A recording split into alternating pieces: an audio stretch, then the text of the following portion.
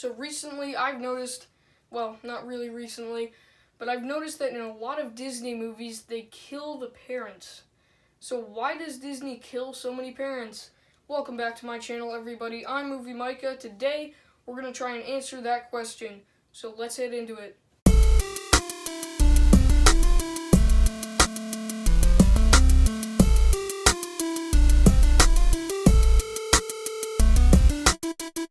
Probably the weirdest pattern that I've noticed in Disney movies is how many parents die. You may not have noticed this, but when you think about it, it's in almost every Disney film that you can think of. Today, I'm going to solve the mystery of why. Onward kind of opened me up to this fact. Onward is a Pixar film, but I realized how many Disney and Pixar films have dead parents. In this video, we're only going to focus on Disney animation, but there will still be plenty of examples. So let's jump into it. So here are some examples. In Bambi, Bambi's mother gets shot and killed by a hunter.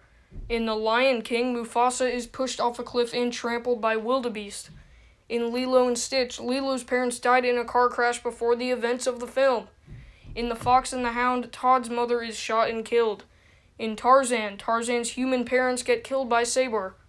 In Big Hero 6, Hero's parents had already died when he was 3, and they also killed Hero's brother Tadashi later. In The Jungle Book, Mowgli's mother is killed early in the film. And finally, in Frozen, Elsa and Anna's parents drown in a storm. There are even more cases of orphans in movies like Meet the Robinsons and Sword in the Stone. More than you expected? Yeah.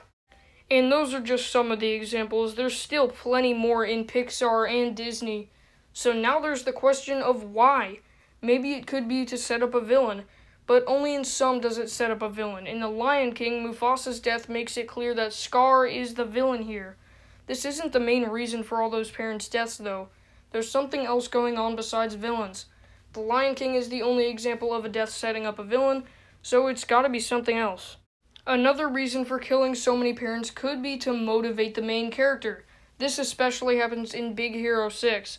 After Tadashi dies, Hero feels like he needs revenge on the person who let it happen. That leads to some good development at the end. I still think there is a more clear reason to kill family members besides motivation. Big Hero 6 is the only example of a death motivating the main character, so it's still something else. But now I think I have the answer, because last year I was reading this book called Pixar Storytelling. Highly recommend it. It's basically the rules for effective storytelling based on Pixar's greatest films. And the biggest rule that jumped out at me was to make your character as uncomfortable as possible. That's a pretty odd rule, but it made sense after reading more. It said that making your character uncomfortable helps to create a relatable character, and that you can really relate to the character and feel yourself in that situation, and you can appreciate the character, you can like the character more, and that's what making your character uncomfortable does. I feel like even if we haven't experienced a huge death in our lives, we can all sort of imagine being in that situation.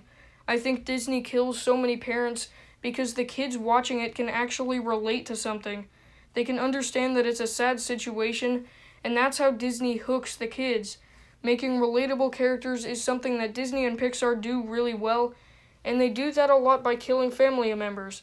I think this is what Captain Marvel did kind of wrong. There was nothing about Captain Marvel to relate to, so she fell flat as a character, and that kind of brought that movie down. This is also what Onward did so well. It made super relatable characters in Ian and Barley, and even if you haven't been in that exact situation, you can relate to what the characters are feeling. Although killing the parents is a good way to make characters relatable, I do think that Disney has really overused that method.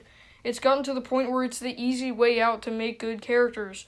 We'll see in years to come if Disney will continue to murder parents or if they'll decide to get creative again.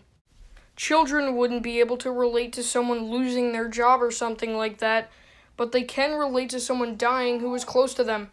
It's one of the few things that young kids can understand, and that's why Disney chooses to do this so much in their films, so that they can hook the kids and make them really care for the characters. I have to admit, it's a good method for what they're going for. Disney just might be a little darker than you normally think, but it is always for a purpose. All these deaths help us and young children to relate to the characters in a really deep way. Hopefully that explains all these deaths. What do you think? Is there another reason that Disney kills so many side characters? Tell me your thoughts in the comments section. So, thanks for watching. If you enjoyed this video, make sure to drop a like on this video, and make sure you're subscribed, because this Friday I am ranking all 8 main Spider-Man movies. Click that subscribe button because you won't want to miss it. Thanks for watching. This is Movie Micah signing off. Tell me if you want me to do more videos like this, and I'll see you next time.